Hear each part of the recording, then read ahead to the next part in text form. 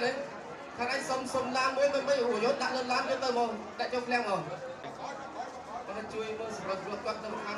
មានតែកម្លាំងកាយចិត្តរេអង្គាជាថាវិការជាស្បៀងអាហារដើម្បីជួយទៅកាន់ក្រុមគ្រួសាររបស់ពួកបងអញ្ចឹងពួកបងនៅជួរមុខពួកប្អូននៅជួរក្រោយចាំសផតចាំជួយគ្រួសារពួកបងចំណិចពលរដ្ឋខេត្តកំពតរួមសាមគ្គីគ្នាបរិច្ចាគសម្ភារៈថាវិការដើម្បីឧបត្ថម្ភគាំទ្រដល់កងទ័ពជួរមុខនិងជនភៀសសឹកប្រជាពលរដ្ឋខេត្តកំពតគ្រប់ស្រទាប់វណ្ណៈនិងគ្រប់វ័យបានបង្ហាញទឹកចិត្តរួបរวมសាមគ្គីគ្នាបង្កើតជាមូលនិធិដើម្បីបំផុសចលនាបរិច្ចាគនៅគ្រប់មូលដ្ឋានតាមភូមិឃុំសង្កាត់ក្រុងស្រុកដើម្បីជួយឧបត្ថម្ភគាំទ្រវីរៈកងទ័ពជួរមុខគ្រួសារកងទ័ពនិងជនភៀសសឹកអំណោយបរិច្ចាគដែលកើតចេញពីទឹកចិត្តស្នេហាជាតិស្មារតីរួបរวมសាមគ្គីឯកភាពជាតិរបស់ប្រជាពលរដ្ឋខេត្តកំពតដែលមានជាគ្រឿងឧបភោគបរិភោគសម្ភារៈប្រើប្រាស់រួមនឹងបច្ច័យផងនោះត្រូវបានយកមកប្រគល់ជូនដល់រដ្ឋបាលខេត្តកំពតដើម្បីដឹកជញ្ជូននិងធ្វើការចែកជូនបន្តទៅដល់ដៃវីរៈកងទ័ពជួរមុខគ្រួសារកងទ័ពនិងជនភៀសសឹកសូមស្ដាប់អំពីទឹកចិត្តរបស់ពួកគាត់ក្នុងការចូលរួមបរិច្ចាគនាងខ្ញុំឈ្មោះជុនព្រិយណូតតំណាងឲ្យនិស្សិតនៅសាកលវិទ្យាល័យអន្តរជាតិសាខាខេត្តកំពតទាំងអស់ថ្ងៃនេះពួកខ្ញុំបាននាំយកនំក៏ដូចជាស្បៀងអាហារហើយនិងទឹកសុទ្ធដែលនិស្សិតនិងគណៈគ្រប់គ្រងនៅសាកលវិទ្យាល័យអន្តរជាតិទាំងអស់បានចូលគ្នាដើម្បីមកឧបត្ថម្ភបងកងទ័ពជួរមុខក៏ដូចជាប្រជាជនដែលជាជនភៀសសឹកមកពីខេត្តដែលគាត់កំពុងតែនៅជាប់ព្រំដែនកម្ពុជាថៃដែលកំពុងតែមានការផ្ទុះសង្គ្រាមសប្តាហ៍ថ្ងៃនេះឯងជំរាបសួរទៅដល់ពុកម៉ែបងប្អូនទាំងអស់គ្នាពួកខ្ញុំជាយុវជនស្ម័គ្រចិត្តនៅក្នុងខេត្តកំពតហើយពួកខ្ញុំបានធ្វើកម្មវិធីនេះឡើងដើម្បីជូនទៅដល់បងកងទ័ពគោលបំណងដែលពួកខ្ញុំធ្វើនេះដែរគឺដើម្បីជួយទៅកាន់បងកងទ័ពនិងក៏ដូចជាជនភៀសសឹកដែលបានភៀសសឹកមកពីសង្គ្រាមដែលទទួលការឈ្លានពានពីប្រទេសសៀមនេះសូមដល់បងកងទ័ពថាបងកងទ័ពមិនបាច់ព្រួយបារម្ភទេក្រុម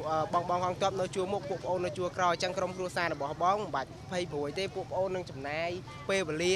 និងចំណាយទាំងកម្លាំងកាយចិត្តពួកប្អូនមានតែកម្លាំងកាយចិត្តរេអង្គាជាថាវិការជាស្បៀងអាហារដើម្បីជួយទៅកាន់ក្រុមគ្រួសាររបស់ពួកបងអញ្ចឹងពួកបងនៅជួរមុខពួកប្អូននៅជួរក្រោយចាំសផតចាំ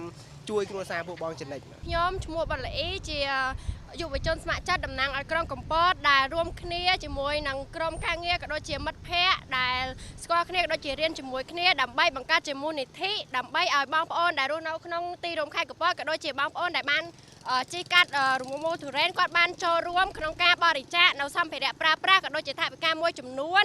ដើម្បីឲ្យជូនទៅដល់បងជនភៀសសឹកក៏ដូចជាបងកងទ័ពជួរមុខដែលយើងបានដឹងហើយថាប្រទេសកម្ពុជារបស់យើងត្រូវបានទទួលការឈ្លានពានពីសំណាក់ពួកចៅសៀមដែលវាបានឈ្លានពានមកលើប្រទេសកម្ពុជាយើងម្ដងហើយម្ដងទៀតដែលធ្វើឲ្យប្រជាជនកម្ពុជាយើងមានរងទុក្ខលំបាកមានអ្នកបែកបាក់គ្រួសារព្រាត់ប្រាសផ្ទះសម្បែងត្រូវភៀសខ្លួនចេញពីខេត្តដែលខ្លួនធ្លាប់រស់នៅដែលជាហេតុធ្វើឲ្យពួកខ្ញុំមានការឈឺចាប់អាណិតទៅដល់ប្រជាជនដែលរស់នៅក្នុងខេត្តដែលជាប់ព្រំប្រទល់ក៏ដូចជាព្រំដែនជាមួយនឹងពួកចៅសៀមដែលវាបានធ្វើបាបមកលើពួកប្រជាជនរបស់កម្ពុជាជាហេតុធ្វើឲ្យពួកខ្ញុំរួបរวมកម្លាំងគ្នាអត់មានអីជួយក្រៅពីទឹកចិត្តឲ្យផ្ដួចផ្ដើមកំណត់ដើម្បីបង្កើតជាមូលនិធិនេះឡើងដើម្បីបានជាថវិកាក៏ដូចជាសម្ភារៈប្រើប្រាស់មួយចំនួនយកទៅជូនពួកគាត់ចាប់បំផុតឃើញពួកឈ្លានពានសៀមចៅសៀមមកឈ្លានពានទឹកដីកម្ពុជាយើងហើយឃើញបងកងទ័ពវីរៈកងទ័ព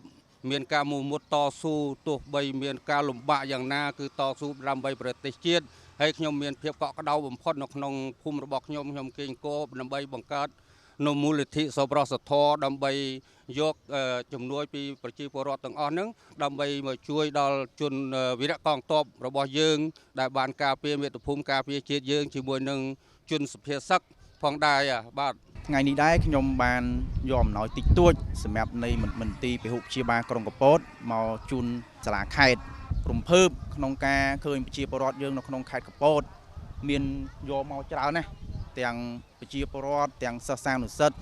ទាំងមន្ត្រីរាជការទាំងខ្ញុំអ្នកធ្វើការងារបម្រើឯកជនខ្ញុំជាតំណាងសហគមន៍នៅភូមិប្រាង្គប្រជាពលរដ្ឋនៅភូមិប្រាង្គខាងត្បូងបើអញ្ចឹងខ្ញុំថ្ងៃនេះមានសេចក្តីសំណោះរីករាយដែលបានចូលរួមในការបរិច្ចាគនៃរឿងបរិភោគទៅដល់ប្រជាពលរដ្ឋយើងដែលភៀសខ្លួន មកពីសហគមន៍នានារីឯកូនខ្ញុំជាសាសនិកអ៊ីស្លាមបានបួងសួងនឹងថ្លែងអំណរអគុណទៅដល់កងទ័ពវីរៈកងទ័ពយើងដែលគាត់សុខចិត្តបូជាឈាមស្រស់សាច់ស្រស់ដើម្បីការពារមាតុភូមិពួកខ្ញុំនៅខាងក្រោយពិតមែនក៏ប៉ុន្តែចិត្តខ្ញុំទាំងអស់គ្នាប្រជាពលរដ្ឋខ្ញុំទាំងអស់គ្នាអារម្មណ៍ខ្ញុំនៅនឹកឃើញដល់កងទ័ពយើងដែលខំពុះពៀទោះបីជាស្លាប់ក៏មិនស្ដាយដែរបើចឹង